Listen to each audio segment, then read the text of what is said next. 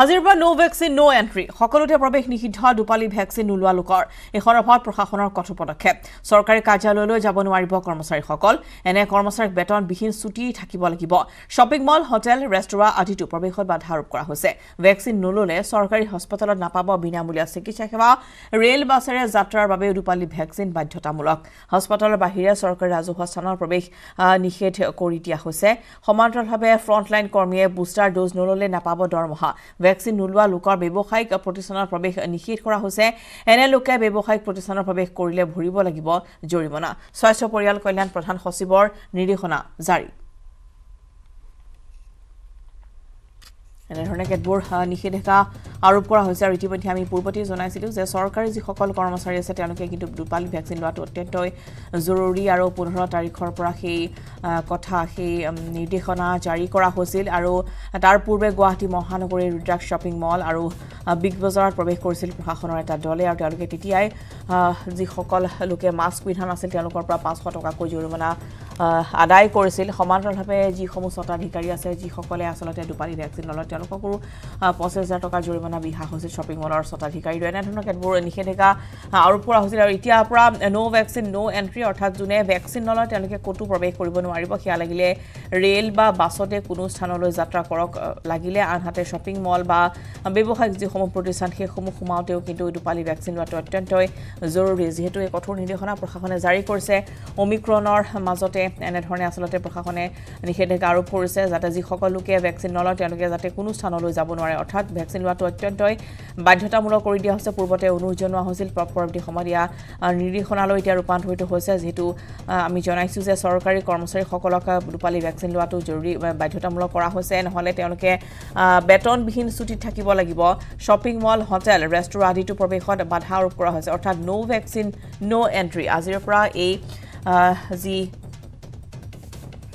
নিৰ্দেশনা সেয়া কাৰ্যকৰী হৈছে আমি পোনপটীয়া সম্প্ৰচাৰলৈ গৈছোঁ আমাৰ জ্যেষ্ঠ সাংবাদিক বলেন ভট্টাচাৰ্য আছে বলেন আমি আপোনাৰ কাষলৈ আহিছোঁ আৰু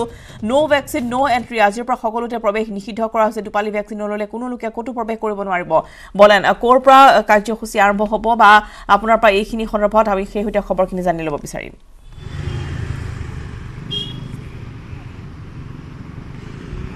চাওক ৰাজ্যত কোভিডৰ ভয়াৱহতা বৃদ্ধি পোৱাৰ লগে লগে কিছুদিন পূৰ্বে ৰাজ্যৰ মুখ্যমন্ত্ৰী হিমন্ত বিশ্ব শৰ্মাই এক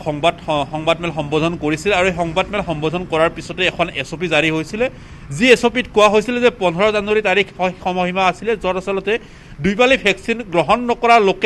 লোকৰ বাবে হ'ব 24 ঘণ্টাই সান্ধ্য আইন অৰ্থাৎ 24 ঘণ্টাই সেইসকল লোকে ঘৰৰ বাহিৰলৈ ওলাব নোৱাৰিব কোনো ৰাজহুৱা অনুষ্ঠান প্ৰতিষ্ঠান ধৰ্মীয় অনুষ্ঠানত তথা হোটেল ৰেষ্টুৰা তথা যিসমূহ বাছ সেৱা আছে সেইসমূহ বাছতো আনকি তেখেতসকলে চলাচল কৰিব নোৱাৰিব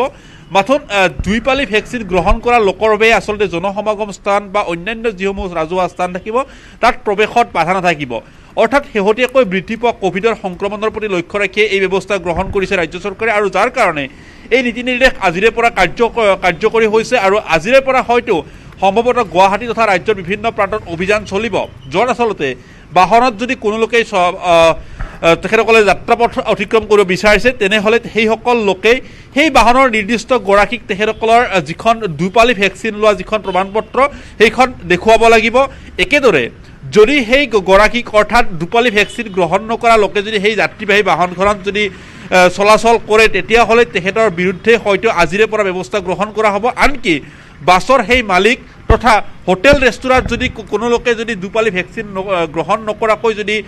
হোটেল ৰেষ্টুৰালৈ যায় সেইসকল ব্যক্তিৰ বিৰুদ্ধেও আজিৰে পৰা অভিযান চলিব অৰ্থাৎ গৰাকীৰ বিৰুদ্ধে 25000 টকা পৰ্যন্ত জৰিমনা বিহাৰ নিৰ্দেশ প্ৰণয়ন কৰা হৈছে আৰু সেই নিৰ্দেশ আজিৰে পৰা কাৰ্যকৰী হ'ব কাৰণ দেখিব পোৱা গৈছে শেহতীয়াকৈ কোভিডৰ সংক্ৰমণ যথেষ্ট বৃদ্ধি পাইছে যোৱাকালিৰ দিনটোতো প্ৰায় 2500 লোকৰ দেহত কোভিড সংক্ৰমণ হৈছে আৰু এই মুহূৰ্তলৈকে ৰাজ্যৰ প্ৰাৰম্ভিক যদি পৰিৱেশ চোৱা হয় তেতিয়াহ'লে প্ৰায় 15000ৰ অধিক লোক এই মুহূৰ্তলৈকে সংক্ৰমণ হৈ আছে অৰ্থাৎ শেহতীয়া 1 জানুৱাৰীৰ পৰা বৃদ্ধি পোৱা কোভিড সংক্ৰমণৰ প্ৰতি লক্ষ্য ৰাখি ৰাজ্য চৰকাৰে এই কঠোৰ নীতি নিৰ্দেশ জাৰি কৰিছে বাকী অন্যান্য চৰকাৰী অনুষ্ঠান প্ৰতিষ্ঠানৰ কথা যেনিবা নকলেই হ'ব কিয়নো ইতিমধ্যে কোৱা হৈছে যে যিসকল চৰকাৰী কৰ্মচাৰী অনুষ্ঠান প্ৰতিষ্ঠানত জড়িত লোকসকলে যদিহে ভেকচিন গ্ৰহণ নকৰে তেওঁলোকক কোনো পধ্যে সেই অনুষ্ঠানলৈকে আহিব নিদিব বুলি ইতিমধ্যে কাৰা নিৰ্দেশ প্ৰদান কৰিছে ৰাজ্য চৰকাৰে নিশ্চয়কৈ সকলোতে নিৰ্দেশনা জাৰি কৰা হৈছে আৰু ধন্যবাদ জনাইছোঁ আপোনালৈ বলেন এই সন্দৰ্ভত অধিক তথ্য জনোৱাৰ বাবে আৰু ইতিমধ্যে আমি জনাইছোঁ যে দুপালি ভেকচিন নোলোৱা লোকৰ সকলোতে প্ৰৱেশ নিষেধ কৰা হৈছে আৰু সকলোকে সজাগ সচেতন হ'বলৈ আহ্বান জনোৱা হৈছে এইসমূহ নিৰ্দেশনাৰ জৰিয়তে অৰ্থাৎ যিসকল লোকে ভেকচিন নল'ব তেওঁলোকৰ বাবে 24 ঘণ্টাই হ'ব সান্ধ্য আইন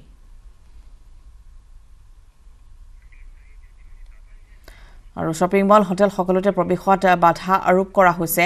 সমান্তৰালভাৱে আমি জনাইছোঁ যে ভেকচিন নোলোৱা লোকৰ ক্ষেত্ৰত সকলোতে প্ৰৱেশ নিষিদ্ধ কৰি দিয়া হৈছে প্ৰশাসন কঠোৰ হৈ পৰিছে ক্ষেত্ৰত যেটো ওমিক্ৰনৰ সংক্ৰমণ বৃদ্ধি পাবলৈ ধৰা পৰিলক্ষিত হৈছে আৰু এই সংক্ৰান্ততে এনে ধৰণৰ পদক্ষেপ গ্ৰহণ কৰিছে এই মুহূৰ্তত আমি ধুবুৰীলৈ যাম জ্যোতিময় চক্ৰৱৰ্তী আছে জ্যোতিময় আপোনাৰ কাষলৈ আহিছোঁ আৰু নো ভেকচিন নো এন্ট্ৰি এই কাৰ্য আজিৰ পৰা কাৰ্যকৰী হ'ব এই নিৰ্দেশনা ধুবুৰীত কিমান সচেতন হৈছে ৰাইজ আমি আপোনাৰ জৰিয়তে জানিব বিচাৰিছোঁ জ্যোতিময় ৰশ্মিতা আসল কথা ক'বলৈ গ'লে নো ভেকচিন নো এন্ট্ৰি যেটো আজিৰ পৰা যেটো আৰম্ভ হ'ল তাক লৈ কিন্তু ৰাইজৰ মাজত তেনে এটা সচেতনতা দেখা পোৱা যোৱা নাই প্ৰশাসনে যদিও তাৰ নিৰ্দেশনা বিভিন্নভাৱে জাৰি কৰিছে কিন্তু হ'লেও ৰাইজৰ মাজত তেনেকুৱা দেখা পোৱা যোৱা নাই কাৰণ এতিয়ালৈকে কিন্তু তেনেকুৱা ধৰণে আজি যেহেতু দোকান পোহৰ খুলিছে অকণমান দেৰিকৈ বিহুৰ বতৰ অকণমান দেৰিকৈ খুলিছে অলপ পিছতে হয়তো আৰু অধিক তথ্য পোৱা যাব কিন্তু কথা হ'ল আজি যেহেতু চৰকাৰী কাৰ্যালয়সমূহ বন্ধ বিদ্যালয়সমূহ বন্ধ তেনে ক্ষেত্ৰত নো ভেকচিন নো এন্ট্ৰি যেটো কথা আছিল আসলে চৰকাৰী কাৰ্যালয়সমূহত ইতিমধ্যে ধুবুৰী উপায়ুক্ত কাৰ্যালয়ত আজি প্ৰায় 4-5 দিন পূৰ্বে সেই বেনাৰ আৰি দিয়া হৈছে তাতে ধুবুৰী উপায়ুক্ত কাৰ্যালয়ৰ প্ৰৱেশৰ সন্মুখতে তাত আসলে এক কথাত এটা চেক গেটৰ নিচিনা স্থাপন কৰা হৈছে য'ত ভেকচিনৰ কাৰ্ড নেদুখুৱাকে বা ভেকচিন হৈছে নে দুপালি ভেকচিন পালে নাপাল সেই ব্যক্তিয়ে কেৱল মাত্ৰ উপায়ুক্ত কাৰ্যালয়ত প্ৰৱেশ কৰিব পাৰিব সেয়া ইতিমধ্যে নিৰ্ধাৰণ কৰি দিছে সেয়া কিন্তু আজি প্ৰায় 4-5 দিনৰ আগতে কাৰ্যকৰী হৈ গৈছে ইয়াৰ পৰিৱৰ্তে আসলে ধুবুৰী উপায়ুক্ত কাৰ্যালয়ক যদি আমি বাদ দিওঁ তাৰ বাহিৰে তেনেধৰণৰ কোনো ৰেষ্ট্ৰিকশ্যন বা তেনেধৰণৰ কোনো নিয়ম নীতি মানি চলা বা প্ৰশাসনৰ সেইবোৰৰ ওপৰত তেনেকুৱা নজৰদাৰী কিন্তু এতিয়ালৈকে দেখা পোৱা যোৱা নাই এক কথাত ক'বলৈ গ'লে এই কোভিডৰ এই তৃতীয় ঢৌৰ ক্ষেত্ৰত দেখা গ'লে প্ৰথম দুটা ঢৌৰ ক্ষেত্ৰত যেনেকুৱা জিলা প্ৰশাসন সচেষ্ট আছিল এৱাৰনেছৰ ক্ষেত্ৰত বা এই ধৰণৰ যি চৰকাৰী নীতি নিয়ম এছঅ'পিবোৰ ঘোষণা হোৱাৰ পিছত এছঅ'পি কাৰ্যকাৰী কৰিবৰ কাৰণে চৰকাৰে যি ধৰণে সচেষ্ট আছিল এই বছৰ কিন্তু তেনেকুৱা দেখা পোৱা যোৱা নাই অলপ কিন্তু এতিয়াও হ'লেও ৰাইজৰ মাজত সচেতনতাৰ অভাৱ আছে আমি দোকান বজাৰত আহিছিলোঁ দোকানৰ সন্মুখত আমি দেখা পাইছিলোঁ বহুতো ব্যক্তি এতিয়াও কিন্তু মাস্ক নলোৱাকৈ বা তেনেকেই ঘূৰি আছে কিন্তু দোকানীসকল কিন্তু সচেতন তেওঁলোকে দোকানী ইতিমধ্যে ক'বলৈ আৰম্ভ কৰিছে কিন্তু আমি সুধিবলৈ আৰম্ভ কৰিছোঁ যে আপোনালোকৰ দুপালি ভেকচিন লোৱা হ'ল নে নহ'ল গ্ৰাহকক আমি এই প্ৰশ্ন কৰিছোঁ বিভিন্ন গ্ৰাহকৰ পৰা তেওঁলোকে সকাৰাত্মক উত্তৰ পাইছে যদিও বহুতে আকৌ ইয়াত ঋণাত্মক উত্তৰো দি গুচি গৈছে তেনে ক্ষেত্ৰত দোকানীও কিন্তু বিব্ৰত হৈছে বা দোকানীও কিন্তু বিভিন্ন ধৰণৰ অসুবিধাৰ সন্মুখীন হৈ আছে ৰশ্মিতা হয় নিশ্চয়কৈ আচলতে সকলোৱে বিমূৰত পৰিছে যদিহে আচলতে ভেকচিন লোৱা নহয় গতিকে ৰাইজ এনেদৰে সচেতন হ'ব লাগিব যদিও বা এতিয়ালৈকে বহু সংখ্যক লোকে ইয়াক সাধাৰণভাৱে লৈ আছে আমি ধন্যবাদ জনাইছোঁ জ্যোতিময় আপোনালৈ আৰু দেখিবলৈ পোৱা গৈছে নো এন্ট্ৰি নো ভেকচিন নো এন্ট্ৰি এই কাৰ্য আজিৰ পৰা কাৰ্যকৰী হৈছে এই প্ৰশাসনৰ নিৰ্দেশনা অৰ্থাৎ 24 ঘণ্টাই সান্ধ্য আইন হ'ব যিসকল লোকে দুপালি ভেকচিন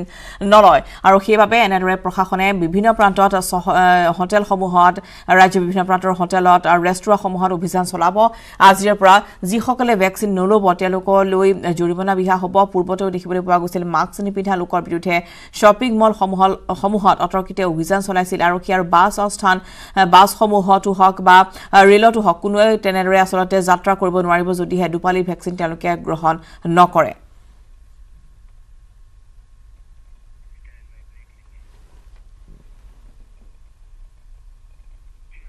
খবৰ আমি ডিজাইন দা মৰ্নিং শ্ব' লৈছোঁ